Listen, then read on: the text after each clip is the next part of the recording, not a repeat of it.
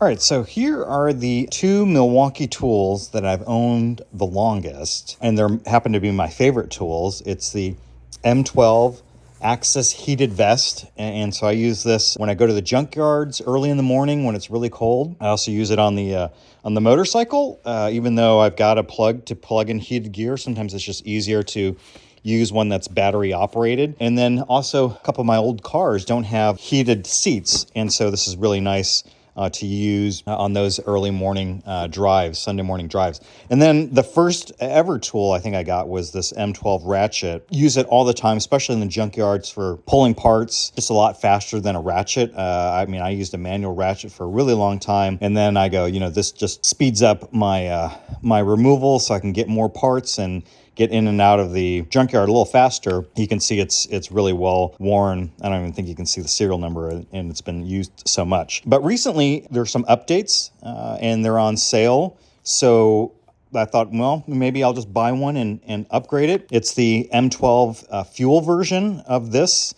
So it's basically the same ratchet, but instead of a brushed motor, it uses a brushless motor. So maybe I'll go pick that up and upgrade this. I don't know if I'll sell this or keep it as a spare or whatever. And then this one, my biggest complaint is the battery pack is in the back. And so you can imagine it's this plus the adapter sitting in your back pocket creates quite a bit of a bump on the back. And so they have what's called a bypass version, which allows you to move the battery to your front pocket so it's not poking you in your back. This one works fine, nothing wrong with it, but I thought I'd check out the new one and let you guys know what I think.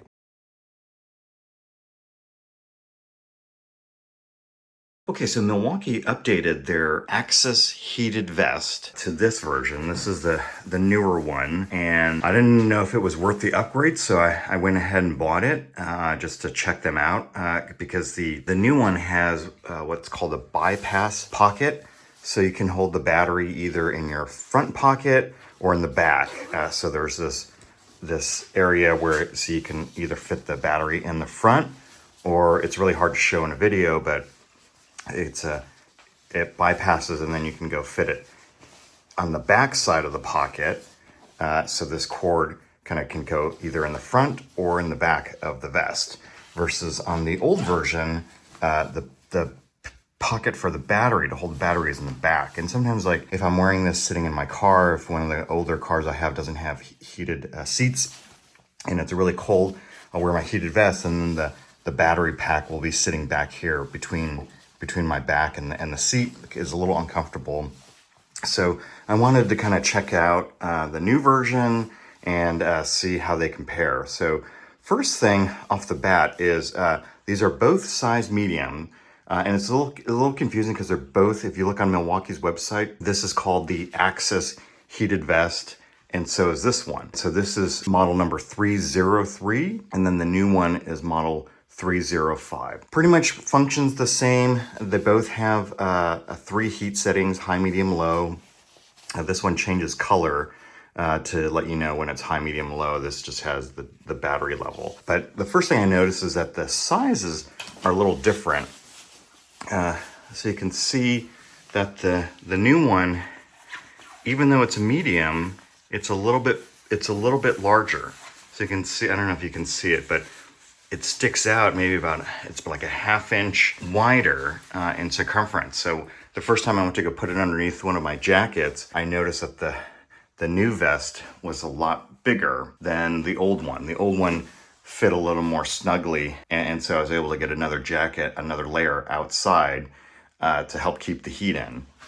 And then it's also about a 1/2 inch longer. So overall, it's a slightly bigger vest. So that may be better for some people and may not be so good for others. Like I said, this one fit a little bit better for me, the older version. And then the older version has this, it's like a quilted material, versus the newer one has more of a Cordera type material. But for whatever reason, the build quality, I guess, I don't know if you call it build quality, doesn't feel quite as nice on the new one compared to the old one. Also, the 2 pockets are slightly different. The new one has 2 snap pockets, and then the the battery pocket zippered, but the regular pockets, the two front pockets, are just two snap closure pockets, which are fine, but the material feels a little thinner. I don't know why. I don't know if I'm explaining it the best way, but it just doesn't quite feel as well made as the older version.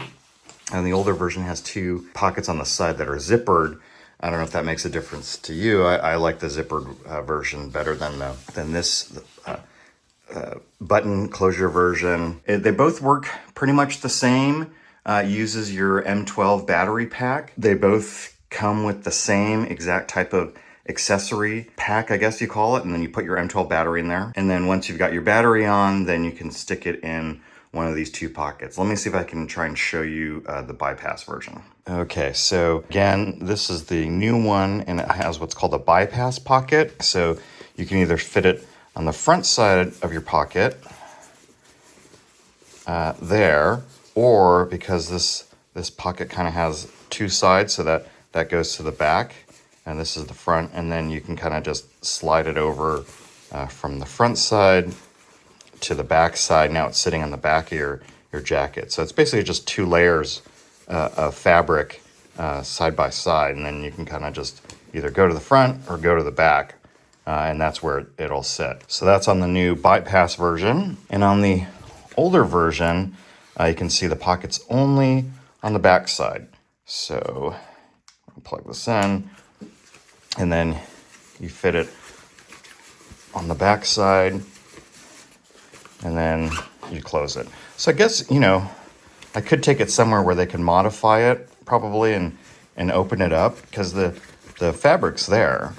So you could probably just open this up and then get it to go to the other side. But what I did notice is that this cord is long enough where I could stick it in this pocket and just zip it up. And then, you've got the cord hanging out, but at least now I can put it in my front pocket, which takes up most of the front pocket, but then it also stays out of my back, out of the way. So I could potentially just use it like this. So in terms of upgrade, I don't know that this new version is that much of an upgrade. If they had included the better battery pack, that might have been worth it. If the upgraded version, if they had included the newer type of battery pack, which they call a USB accessory adapter, so it allows you to power like your cell phone or whatever using an M12 battery, but it also allows you to power up heated gear, but instead they still just included the regular battery pack.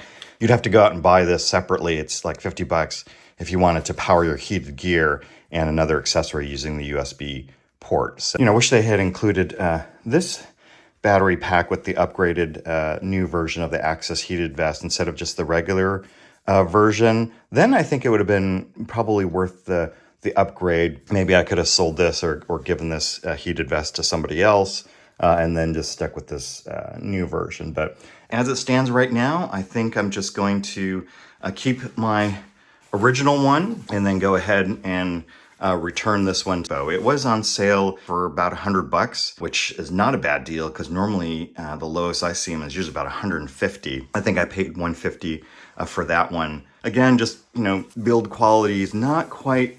It doesn't feel as high quality as the older version, and again uses the same accessory pack. So I'm not really sure that it's worth the upgrade.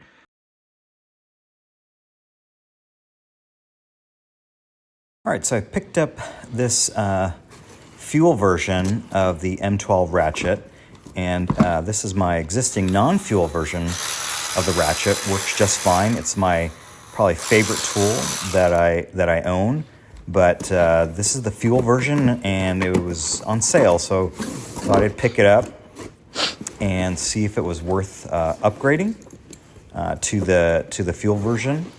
And here it is. Just taking it out, and feels nice.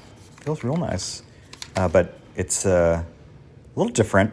Non-fuel version of the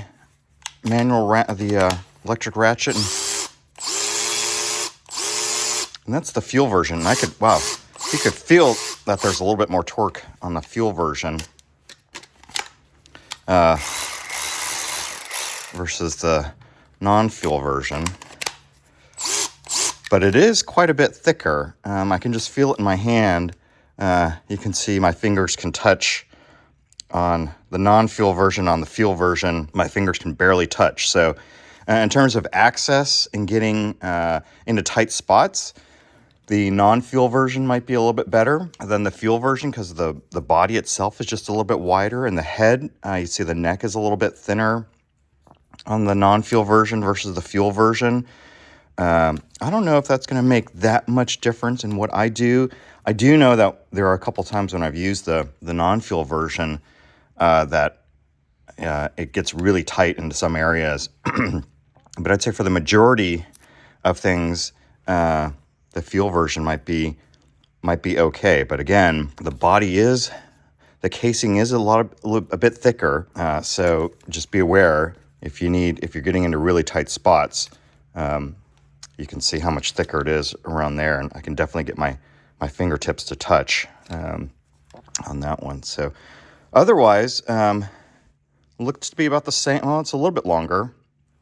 You can see, I don't have the battery in, but let me take the battery out. You can see when they're both, this is my scientific method here, the fuel version is a little bit longer than the non-fuel version. So, I don't know if it's worth the upgrade, to be honest with you. Yeah, you get a little bit more torque versus the non-fuel version, versus the non-fuel version, but it's just bigger overall. And the whole point of this ratchet is to be able to get into some tighter spots, some smaller spots. So I don't know if it's worth it, but we'll see. I'll hang on to it for a little bit and let you know what I think. But for now, I may just hang on to the older version. It still works great. It wasn't broken or anything. Just this fuel version was on sale at a cheap price. So I picked it up thinking it'd be a great upgrade. And now I'm not quite so sure. So we'll see. If you're enjoying these videos, please consider subscribing to the channel and to the newsletter using the links below. We'll share more tool buying tips, classic car and classic motorcycle project finds, some motorsport news, and maybe a wrenching tip or two.